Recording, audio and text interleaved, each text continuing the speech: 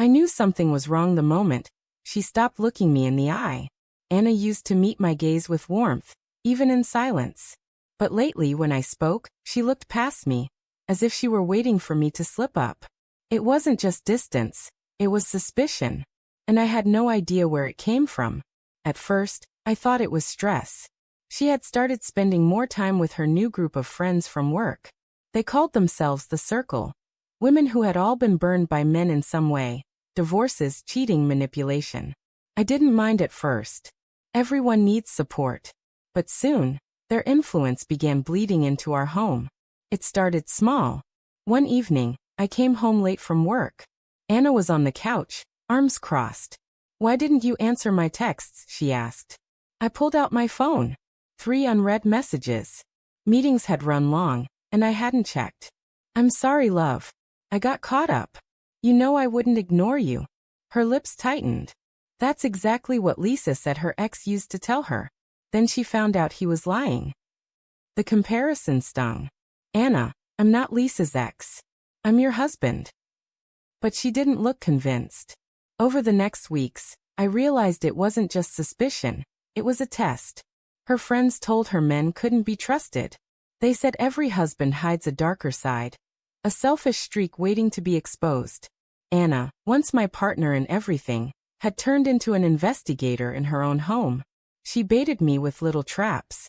One day, she left her phone unlocked on the kitchen counter, open to a text from an unknown man. I didn't touch it, but when she walked in, she scanned my face like a detective. "You didn't look?" she pressed. "No. Why would I?" "Because most men would have." Another time, she started an argument over nothing, cold pizza of all things. Her voice rose, sharp and bitter, waiting for me to snap back. But I didn't. I cleaned the dishes instead. Her eyes narrowed, disappointed. And I began to realize. She wasn't trying to love me. She was trying to break me. The night it all came to light is carved into me like a scar. We had been invited to a mutual friend's dinner party. Anna was cold from the moment we got in the car. She accused me of glancing too long at the waitress when I paid for gas. By the time we arrived, my patience was stretched thin. At the table, she laughed a little too loudly at another man's jokes. I tried to brush it off, but when I reached for her hand under the table, she pulled away like I'd burned her. On the drive home, silence filled the car. Then she said it. "You're exactly what they said you'd be." My grip on the steering wheel tightened. "What? Who said?" "The Circle. They told me if I pushed you hard enough, if I stripped away your nice guy act, I'd see the real you." Her words slammed into me. So that's what this has been. Some twisted experiment. Her jaw clenched. Better to know now than 10 years later, right? I pulled the car over, my chest burning. "Anna, I've been nothing but loyal to you. I've held my tongue when you've insulted me. I've stayed calm when you provoked me. What more do you want?" Her voice cracked. "I wanted proof that you're not like them. That you're not another liar, another cheat." I shook my head, disbelief cutting deeper than anger. "And what if your little test destroyed us in the process?" She didn't answer. The truth revealed itself a week later. I found her phone buzzing on the counter. A message lit up the screen. "Don't forget what we said.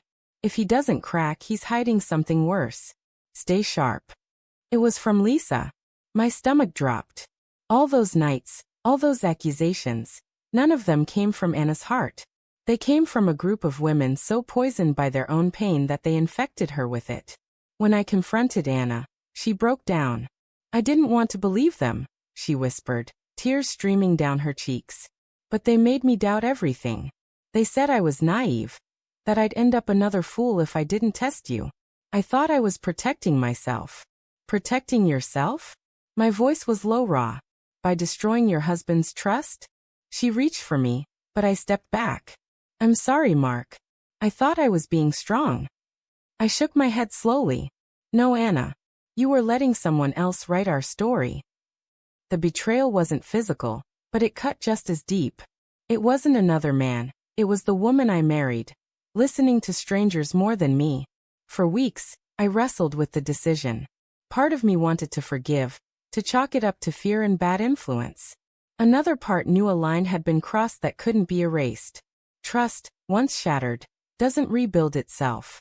It needs honesty, effort, and time. And I wasn't sure Anna could give me that. Not when she had let others convince her I was the enemy in my own marriage. One night, I sat alone on the porch, the weight of it all pressing down.